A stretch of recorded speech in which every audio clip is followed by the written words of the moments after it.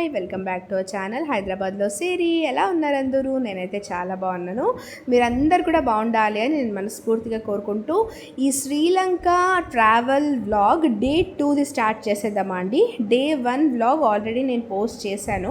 అది ఎవరైనా చూడలేదంటే ప్లీజ్ వెళ్ళి చెక్అవుట్ చేయండి. ఇది డే 2 వ్లాగ్ అనమాట. సో మేము డే 1లో హ్యాపీగా కల్చరల్ ఈవెంట్స్ అంతా ఎంజాయ్ చేసేసి హ్యాపీగా డిన్నర్ చేసేసి రెస్ట్ తీసుకున్నాము. ట్రావెల్ చేసి వచ్చాము కాబట్టి we had a good sleep అనమాట. దాని తర్వాత మార్నింగ్ మా గైడ్ సజెస్ట్ చేసింది ఏంటంటే సిగేరియా రాక్కి either morning early morning 2 hours మీరు చూడొచ్చు, లేకపోతే ఈవినింగ్ మీరు చూడొచ్చు అని. సో మాకు మార్నింగే ఆప్షన్ ఉన్నింది, ఎందుకంటే మనం మార్నింగ్ అది చూసి ఇంకా చెక్అవుట్ చేయాలన్నమాట. హోటల్ వేరే నెక్స్ట్ ప్లేస్కి వెళ్ళిపోవాలి మనము. సో అందుకే ఎర్లీ మార్నింగ్ 5 o'clockకి రెడీ ఉండమన్నారు. సో మేమైతే హ్యాపీగా మంచిగా పడుకొని 5 o'clock అంతా షార్ప్ 5 o'clockకి రెడీ అయిపోయామండి. థ్యాంక్ గాడ్ నా కొడుకు కూడా ఏది ఇబ్బంది పెట్టలేదు. హీ వాజ్ వెరీ ఎగ్జైటెడ్ అనమాట. సిగేరియా రాక్ ఎక్కడానికి చాలా ఎగ్జైట్మెంట్ ఉంది వాడికి. సో అందుకే వాడు హ్యాపీగా 5 o'clock ఎర్లీ మార్నింగ్ లేచి రెడీ అయిపోయాడనమాట. Pleasant morning. అక్కడ మీరు లోటస్ పాండ్ ఒకటి అక్కడక్కడ మీకు కనిపిస్తుంది వెళ్ళే దారిలో.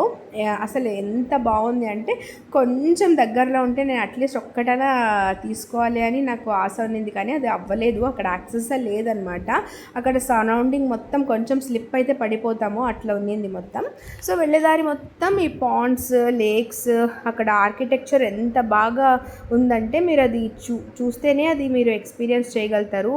ఎక్సలెంట్ ఉన్నింది. సో ఇది వెళ్ళే దారిలో మనం టికెట్ తీసుకొని అదంతా ప్రాసెస్ అయ్యే లోపల ఆల్మోస్ట్ ఇది 5:45, 6 అయిపోయింది అనమాట. సో వాళ్ళు చెప్పారు ఇక్కడంతా 2 hours పడుతుంది మీకు ఎక్స్ప్లోర్ చేయడానికి. మళ్ళీ రాక్ అక్కడి నుంచి ఎక్కాలి కదా, సో అక్కడంతా మొత్తం మీకు 2 hours పడుతుంది అని చెప్పారనమాట. సో మేము బయలుదేరిపోయాము. ఇక్కడ టికెట్ చెకింగ్ మొత్తం అయింది.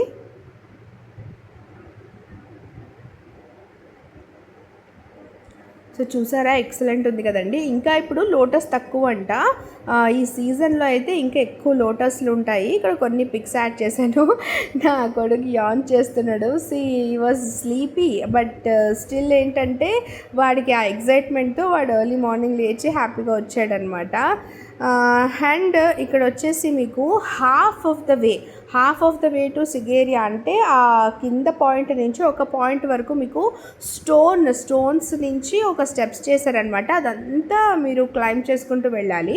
ఆ పాయింట్ వచ్చే వరకు అంటే ఆ రాక్ పాయింట్, ఇప్పుడు నేను ఒక నెక్స్ట్ పిక్లో మీకు చూపిస్తాను చూడండి. అక్కడ ఒక పాయింట్ వచ్చాక మీరు అక్కడి నుంచి అసలు ఇది స్టార్ట్ అవుతుంది అనమాట, ఎక్కడం స్టార్ట్ అవుతుంది. అది మొత్తం ఇక్కడ చూసారా, ఇక్కడ స్టేర్స్ అనేది పెట్టారు. సో ఈ పిక్ చూస్తే మీకు అర్థమవుతుంది. పైన వ్యూ చూడ్డానికే మేబీ ఇంత కష్టపడినందుకు కూడా మేము హ్యాపీగా ఫీల్ అయ్యాము. Finally we have made it అని. సో చాలా ఎక్సలెంట్ వ్యూ ఉంది. అక్కడంతా పాండ్స్ ఉన్నిందనమాట. పాతకాలంలో లైక్ ప్రీవియస్ కింగ్స్ అందరూ దాంట్లో స్నానం చేసేవాళ్ళంట. సో ఇది ఒక ఏమో స్టోరీ ఉంది. సిగేరియా రాక్ కూడా ఒక స్టోరీ ఉంది. సో ఇక్కడ చూసారా, చిన్న స్టేర్స్ అండి, చిన్న స్టేర్స్. పైనుంచి కిందకి చూస్తే మీకు అసలు భయపడతాము అంత ఇది ఉన్నింది. ఆల్మోస్ట్ 1800+ స్టెప్స్ ఉన్నాయంట సిగేరియా రాక్కి. సో ఎవరైనా అట్లా ప్లాన్ చేసేటట్టుంటే లైక్ బీ ప్రిపేర్డ్. అన్నీ ఏమేమి కావాలో అవన్నీ చూసుకొని మీరు ప్లాన్ చేస్తే మంచిది. సో ఇది నెక్స్ట్ వచ్చేసి ఇది దంబులా కేవ్స్ అనమాట.